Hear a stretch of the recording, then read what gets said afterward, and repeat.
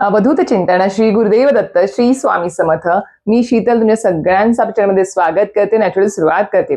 म्हणजे आज आपला अधिक महिन्याची समाप्ती होणार आहे, कारण की आज 14 जून 2026 आज रविवार आहे आणि आज दुपारी 12:20 आपली जी सोमवती अमावास्येची जी काही तिथी आहे ती सुरू होणार आहे आणि उद्या 15 जून 2026 सोमवारी सकाळी 8:20 ही तिथी संपणार आहे। त्याच्यामुळे आपल्याला माहिती असेल किंवा अमावास्येनिमित्त किंवा ही अधिक महिन्यातली अमावास्या असल्यामुळे त्याचं महत्व खूप मोठं आहे, खूप जास्त वाढलेलं आहे। कारण की 3 वर्षानंतर ही योग आपल्याला जुळून येत असतात किंवा अधिक महिना त्यात सोमवती अमावास्या, त्याच्यामुळे सांगते किंवा खूप वर्षांनी हा योगायोग जुळून आला आहे। त्यामुळे ही संधी किंवा ही अमावास्या आपल्याला हातची जाऊ द्यायची नाही आहे। तर या दिवशी आपल्याला जेवढे होतील तेवढे जास्तीत जास्त सेवा, उपाय, तोडगे, पितरांच्या सेवा, सर्व काही दान धर्म असेल, दीपदान असेल, सर्व काही करायचं आहे।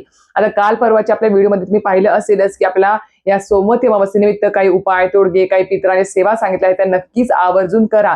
जेवढं त्याचं शक्य होईल तेवढं तर आवर्जून नक्कीच करावं, खरं सांगेल मी। आता सोमवती अमावास्या आहे, सोबतीची तिथी आज 14 तारखेपासूनच चालू होते आहे। त्याच्यामुळे आपल्याला जे काही उतारे असेल, जे काही आपल्याला नारळाचा उतारा असेल किंवा इतर जे काही आपल्याला तोडगे उपाय करायचे असतील आपल्याला अमावास्येनिमित्त, ते सगळे काही आपल्याला संध्याकाळ झाल्यानंतरच करायचे असतात। कारण की रात्री किंवा संध्याकाळी जर आपण ते उपाय तोडगे जर केले तर नक्कीच ते जास्तीत जास्त प्रभावी ठरत असतात। दिवसा आपल्याला ते उपाय तोडगे करता येत नाही, म्हणजे नजर उतारा असेल, घराचा उतारा असेल, वाहन संरक्षणाचा उतारा असेल, इतर जे काही उपाय तोडगे असेल किंवा दीपदान वगैरे असेल ते आपल्याला संध्याकाळी रात्रीच करायचं असतं। आता समजा तुम्हाला देवासमोर दिवा लावायचा आहे तर तुम्ही तर उद्या 15 जूनला सकाळी 8:20च्या अगोदर जरी दीपदान केलं 33 दिव्यांचं तर ते चालणार आहे। पण पितरांसंबंधित किंवा नजर बाधा इतर काही तोडगे उपायाचे उतारे असतील ते आपल्याला आज रात्री 14 तारखेला रात्रीच करायचे आहे। आता ही जी अमावास्या आहे ती खूप जास्त प्रभावी आहे, तर आजच्या व्हिडिओमध्ये सुद्धा आपण अजून काही दही भाताचे असेल किंवा आपल्या पिवळ्या मुरचे काही उपाय तोडगे आजच्या व्हिडिओत पाहणार आहोत। जास्त नाहीत, 2-3च आहेत, पण ते खूप जास्त प्रभावी आहेत। ह्या तोडग्याने काय होणार तर पितृ तृप्त होणार आहेत। तुम्हाला तुमच्या कामामध्ये कुठल्या अडचणी येत असतील तर नक्कीच त्या अडचणी दूर होणार आहेत। सोबतच तुमच्या घराच्या संरक्षणासाठी, स्वतःच्या संरक्षणासाठी आपल्याला एक अत्यंत प्रभावी तोडगा करायचा आहे, त्यामध्ये सांगणार आहे। आणि सगळ्यात अजून एक महत्वाची गोष्ट म्हणजेच आपल्याला आपल्या घरातली जी काही निगेटिव्ह एनर्जी आहे किंवा जी काही आपल्याला वाटतं की घरामध्ये काहीतरी बाधा आहे किंवा इतर जे काही वाईट शक्ती आहे त्यांचा नाश होण्यासाठी सुद्धा दही भाताचा खूप प्रभावी उपाय तोडगा सांगणार आहे। तर नक्कीच व्हिडिओ शेवटपर्यंत बघा, खूप महत्वपूर्ण आहे आणि तेवढाच प्रभावी आहे। आणि सर्व उपाय तोडगे आपल्या दिनप्रमाणे स्वामी समर्थ केंद्रातील मार्गदर्शनातूनच तुम्हाला मी सांगते आहे। तर अशा प्रकारे व्हिडिओ शेवटपर्यंत बघा, जेणेकरून कुठल्या शंका आणि आपले प्रश्न निर्माण होणार नाहीत। आणि हो, चॅनलवरती नवीन असाल तर आपल्या चॅनलला सबस्क्राईब करायला आणि बेल आयकॉनला क्लिक करायला विसरू नका, जेणेकरून आपले जे काही नवनवीन व्हिडिओ येतात ते तुमच्यापर्यंत सगळ्यात आधी पोहोचतील। तर मंडळींनो, आज 14 जून आहे आणि आजपासून आपली सोमवती अमावास्येला सुरुवात होते आहे। तर एक प्रकारे आपल्या अधिक महिन्याची ही समाप्ती असणार आहे, सांगता असणार आहे। खूप जणांनी या अधिक महिन्यामध्ये, संपूर्ण अधिक महिन्यामध्ये खूप साऱ्या सेवा, दान धर्म, मंत्र, स्तोत्र पठण केले आहेत, विष्णू याग केला आहे, खूप काही पुण्यकर्म केलं आहे। पण खरंच सांगते, त्या सगळ्यांचा शेवट ज्यावेळेस खूप छान होतो, सांगता समाप्ती ज्यावेळेस खूप छान पद्धतीने होते ना, त्यावेळेस खूप समाधान वाटतं की चला काही नाही, पण या अधिक महिन्यामध्ये आपल्याकडून सेवा घडल्या, सर्व समाप्ती सांगता सगळी छान अशी व्यवस्थित घडली तर एक मनाला म्हणजे एक समाधान, शांतता मिळते आणि एक प्रकारे असं वाटतं की चला आता आपल्याकडून काही चुकलं सुद्धा नाही आहे। आणि कुठलाही मी एक सांगेल किंवा अधिक महिन्यामध्ये कुठलाही तुम्ही व्रत, पूजा, कुठल्याही काही गोष्टी केल्या असेल त्याची सांगता समाप्ती झालीच पाहिजे, उद्यापन हे झालंच पाहिजे। एक प्रकारे ते जे काही व्रत आहे, जे काही सेवा आहे ते पूर्णत्वास जात असतात, म्हणून आपल्याला उद्यापन त्याचं करायचं असतं। आता अजून एक सांगेल की खूप जणांचे प्रश्न आले की ताई आज आम्ही सत्यनारायण पूजन करू शकतो का? तर खरं सांगते, अमावास्या तिथी चालू होते आहे, तर अमावास्येला सत्यनारायण पूजन घरामध्ये करू नये। खरं सांगते, म्हणजे एक प्रकारचे चांगलं शुभ कार्य आहे तर ते करू नये असं मी सांगते तुम्हाला। म्हणून खूप लोकांनी मला प्रश्न केला होता काल, म्हणून सुरुवातीला सांगते की सत्यनारायण आपण हे आज 14 आणि 15 तारखेला करू शकणार नाही। हा उद्या आता अधिक महिन्यात उद्या संपतो आहे सकाळी 8:20, त्यानंतर सत्यनारायण पूजन घरामध्ये करून सुद्धा काही फायदा नाही आहे। तर आता येणाऱ्या पौर्णिमेला तुम्ही घरामध्ये करू शकता, जी वटपौर्णिमा येईल त्यावेळेस तुम्ही तुमच्या घरामध्ये सत्यनारायण पूजन करू शकता। आता आपल्याला ही अमावास्या तिथी, आपणास माहिती की प्रत्येक महिन्याची अमावास्या तिथी ही खूप प्रभावी असते, पण ही अधिक महिन्यातली अमावास्या तिथी असल्यामुळे आणि त्यात सोमवती अमावास्या असल्यामुळे ही खूप जास्त प्रभावी आहे, हिचं महत्व खूप जास्त प्रमाणात वाढलेलं आहे। त्यामुळे आजच्या दिवशी तुम्ही पितरांसाठी असेल, जे काही दान धर्म करताल, जे काही हवन तर्पण जे काही करताल किंवा पिंडदान असेल, श्राद्ध करणे असेल, त्यांना घास ठेवणे असेल, या सर्व काही गोष्टींचे तुम्हाला अधिकम अधिकस्य पुण्य प्राप्त होणार आहे। पितृतृप्त होणार आहे, पितरांचा भरभरून आशीर्वाद तुम्हाला प्राप्त होणार आहे। कारण की मी तुम्हाला कालच्या व्हिडिओ सांगितलं होतं किंवा प्रत्येक महिन्याच्या अमावस्येला आपले जे काही पितर असतात ते पितृलोकातून आपल्या पृथ्वी तलावर येत असतात आणि आपलं जे काही घर आहे त्या घराच्या उंबऱ्यावर त्यांचं वास्तव्य असतं अमावास्या तिथी सुरू झाल्यापासून ते संपेपर्यंत. आणि ते बघत असतात की आपले जे काही वंशज आहे, आपले जे काही संतान आहे, आपले जे काही कुटुंब आहे ते आपल्या माघारी आपल्यासाठी काही करते का, दान धर्म हवन तर्पण घास ठेवण्या सर्व गोष्टी करते का ते बघत असतात. जर तुम्ही त्यांच्या बाबतीत हे सर्व काही केलं तर त्यांचा भरभरून आशीर्वाद तुम्हाला प्राप्त होतो. घरामध्ये सर्व शुभ कार्य घडतात, कुठल्या कामांमध्ये अडथळा निर्माण होत नाही, भरभरून कुटुंबाची प्रगती होत असते. पण त्याच्या उलट जर तुम्ही काहीच करत नसाल, तुमच्याच संसारामध्ये रमलेले आहात, सर्व काही करत आहात, कामात व्यस्त आहात, पितरांचं स्मरण देखील करत नाही आहात, तर खरं सांगते पितरांचा तुम्हाला खूप जास्त आपल्याला तळतळाट लागतो आणि एक प्रकारे प्रखर पितृदोष तुमच्या मागे लागतो. हे तेवढं सत्य आहे, शाश्वत सत्य आहे. म्हणून पितरांचं स्मरण, कुलदेवतांचं स्मरण आणि गुरूंचं स्मरण कधीही विसरायचं नाही, हे लक्षात ठेवा. आता आता जे काही मी तुम्हाला उपाय सांगते आहे ते तुम्हाला आज 14 तारखेला संध्याकाळीच करायचे आहेत. आता सर्वप्रथम उपाय आहे तो म्हणजेच काय, आपल्याला काय करायचं आहे, तर ज्या व्यक्तींना त्यांच्या प्रत्येक कामामध्ये तुम्ही मेहनत कष्ट करत आहात पण तुम्हाला तुमच्या कामामध्ये सतत अडथळे येत आहेत किंवा तुम्हाला असं काही वाटत असेल की बा माझ्यावर कोणी काहीतरी बाधा केली आहे किंवा काहीतरी जादूटोणा केला आहे की जेणेकरून मला कुठल्या कामात यशच मिळत नाही आहे, पहिले मिळत होतं पण अचानक काय झालं, अशा पण गोष्टी घडतात.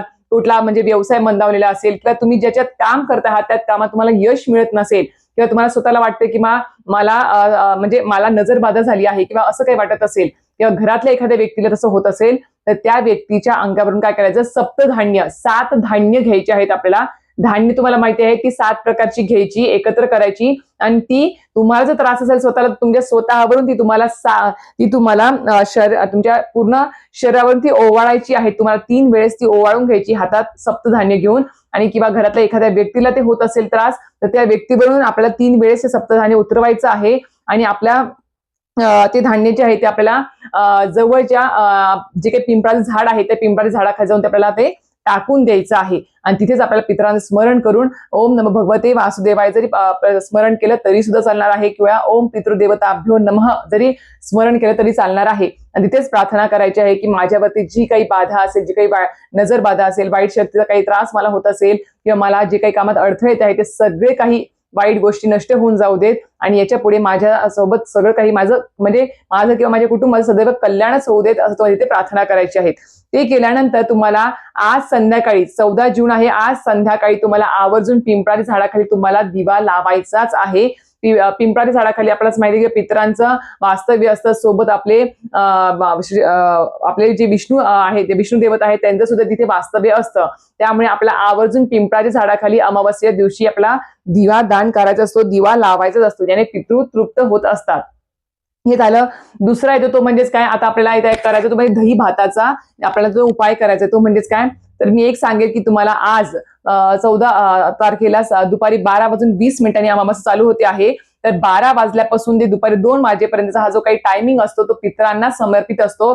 त्यामुळे 12 ते 2 या टायमिंग मध्ये आज तुम्हाला पितरांसाठी घास ठेवताना आवर्जून जर शक्य असेल तर दही भाताचा नैवेद्य आवर्जून ठेवावा. म्हणजेच कावळ्याला आपला तो घास ठेवायचा आहे, जेणेकरून पितरांना घास ठेवल्यासारखं होतं आणि पितृ तृप्त होत असतात. तर दही भात म्हणजेच काय, तर आपल्याला अळणी भात करायचा, थोडासा वाटीभर अळणी भात करावा. त्याच्यामध्ये आपल्याला त्याच्यावर थोडंसं आपल्याला दही टाकायचं आहे, काळे तीळ टाकायचे आहेत आणि ते जे घास आहे दही भाताचा तो तुम्हाला काय करायचा आहे, एक केळीचं पान घ्या किंवा कुठली झाडाचं पान घ्या, कागद घ्या किंवा पत्रवाळी घ्या, त्याच्यावर तो आपल्याला तो भात ठेवायचा आहे. आणि त्यानंतर आपल्याला आपल्या घराच्या बाजूला जी काही दक्षिण दिशा येते किंवा जिथे तुमच्या अंगणामध्ये कावळे वगैरे पक्षी येतात तिथे जाऊन तुम्हाला ते ठेवायचं आहे.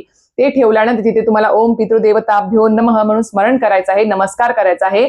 तिथे पाणी ओवाळायचं, तिथे पाणी त्यांना पिण्यासाठी सुद्धा ठेवायचं आहे आणि आपल्याला घरी परत यायचं आहे.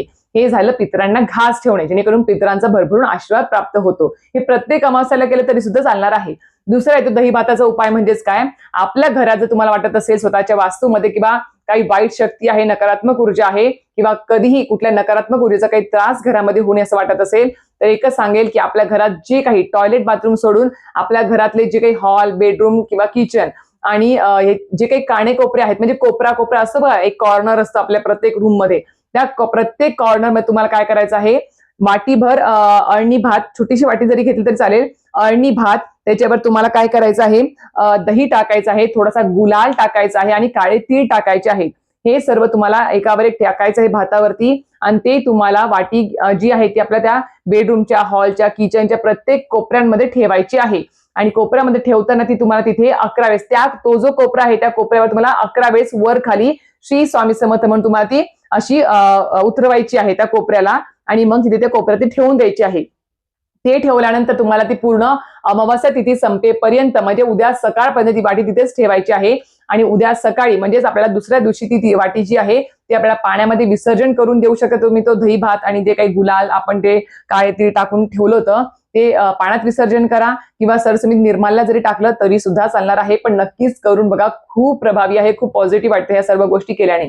त्यानंतर सगळ्यात महत्वाचं येते म्हणजे काय, स्वतःच्या संरक्षणासाठी किंवा कुटुंबातील किंवा कुटुंबाच्या रक्षणासाठी, वास्तूच्या संरक्षणासाठी आपल्याला एक उपाय करायचा, तो म्हणजे काय, पिवळ्या मोहरीचा.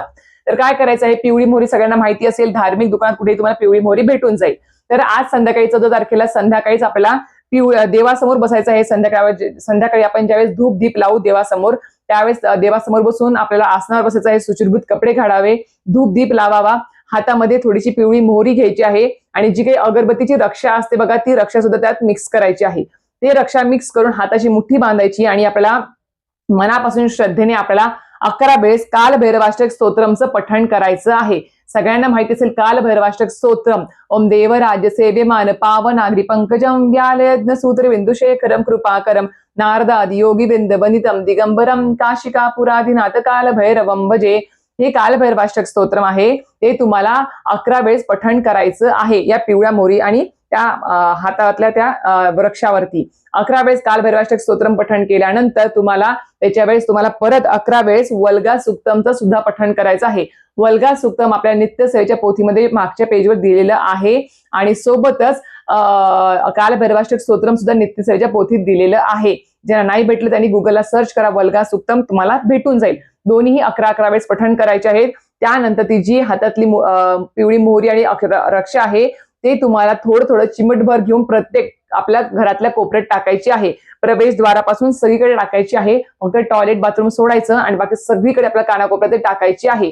आणि रात्रभर ती आपल्या घरात ती पिवळी, आणि लगेच झाडायचं नाही. रात्री झोपायच्या आधी घर आपण झाडतो, जेवण झाल्यावर घर झाडू नका. फक्त जेवढं जिथे आपण जेवण केलं आहे तेवढंच फक्त तेवढं पुसून घ्यायचं, झाडून घ्यायचं. पण ते सगळी पिवळी रक्षा आणि पिवळी मोहरी रक्षा जी आहे ती झाडून घ्यायची नाही. रात्रभर ती घरामध्ये राहू द्यायची आणि दुसऱ्या दिवशी आपण सकाळी उठल्यावर ज्यावेळेस घर झाडतो त्यावेळेस ती झाडून घ्यायची आहे. याने काय होतं, एक प्रकारे आपल्या घराचं संरक्षण होतं आणि घरामध्ये जी काही निगेटिव्हिटी आहे ती निघून जात असते, दरिद्री अलक्ष्मी निघून जात असते. आणि ही जी सेवा आहे ना कालभैरवाष्टक आणि वल्गा सुक्तमची, बघा आपण दिवाळीच्या अगोदर आपण दीपावलीची काही सेवा करतो त्यावेळेस आपल्याला 15 दिवस अगोदर ही सेवा दिली जाते घरातली अलक्ष्मी बाहेर काढण्यासाठी. आणि लक्ष्मीपूजनाच्या दिवशी आपण माता लक्ष्मीचं आगमन घरात करत असतो, म्हणून खूप प्रभावी सेवा आहे, करून बघा. आता ही सेवा तुम्ही प्रत्येक अमावस्येला करू शकता, खूप प्रभावी आहे. जर तुम्हाला लांब लांब प्रवास करावा लागतो आहे, रोजचं तुमचं प्रवास करणं आहे किंवा प्रवासाला जाताना का असेना, त्यावेळेस सुद्धा तुम्ही ही जी पिवळी मोहरी आणि रक्षा जी आहे त्याच्यावर तुम्हाला 11 वेळेस काल भैरवाष्टक स्तोत्रम, 11 वेळेस वल्गा सुक्तम पठण करून ती रक्षा जी आहे ती तुम्ही एका पोटलीमध्ये, पिवळ्या पोटलीमध्ये बांधून घ्यायची. कपड्यामध्ये पोटली तयार करायची आणि ती रक्षा सदैव आपल्या सोबत ठेवायची. रोज कामाला जाताना सोबत ठेवू शकता. मुलं आपली लांब लांब प्रवास करत आहेत, कुठेतरी जात आहेत, कामाला रोज जाऊन अपडाऊन करत आहेत, त्यांना सोबत देऊ शकता. त्यांच्या बॅगमध्ये, खिशामध्ये ठेवायला सांगा. प्रवास करताना सुद्धा आपल्या सोबत ठेवा, खूप मोठं संरक्षण प्राप्त होतं. तर अशा प्रकारे हे उपाय करायला विसरू नका. आणि हे 3ही उपाय आपल्याला आजच करायचे आहेत. त्यावेळेला घास ठेवणे असेल, कारण की उद्या आपण घास ठेवू शकणार नाही, उद्या सकाळी लवकरच अमावास्या तिथी संपते आहे म्हणून सांगते आहे. तर पितरांना घास ठेवणे असेल किंवा हे जे उपाय तोडगे आहे ते आज संध्याकाळी किंवा आज दुपारीच तुम्ही करू शकता. उतारे वगैरे सांगितलेले आहेत किंवा जी काही सेवा सांगितली पिवळ्या मोहरीची आणि दही भाताची, ते तुम्ही आज संध्याकाळी करावे. आणि पितरांना घास आता 12:20 आपली अमावास्या तिथी सुरू झाली की तुम्ही लगेच 2 वाजेपर्यंत पितरांना घास देखील ठेवू शकता. हवन तर्पण सुद्धा तुम्ही आज दुपारी 2 वाजेपर्यंत जरी घरामध्ये केलं, पितरांचं हिरण्य दान वगैरे आहे ते सुद्धा तुम्ही आज दुपारी 2 वाजेपर्यंतच करायचं आहे. ते करून घ्या. उद्या तुम्हाला तसा वेळ भेटणार नाही, कारण की तिथी लवकर संपते आहे. अशा प्रकारे संपूर्ण माहिती सांगितलेली आहे. जेवढे जमतील त्यातले तोडगे करा, मनापासून श्रद्धेने करा. सगळेच करायला पाहिजे असं काही नाही, पण जेवढे शक्य होईल तेवढे करा. आजच्या अमावस्याला एक करा, येणाऱ्या पुढच्या अमावस्याला त्यातले अजून एखादा उपाय करा, पण नक्कीच करा, खूप प्रभावी आहेत. तर अशा प्रकारे व्हिडिओ इथे संबंधित व्हिडिओ आवडला असेल तर नक्कीच व्हिडिओ लाईक, शेअर आणि सबस्क्राईब करायला विसरू नका. श्री स्वामी समर्थ.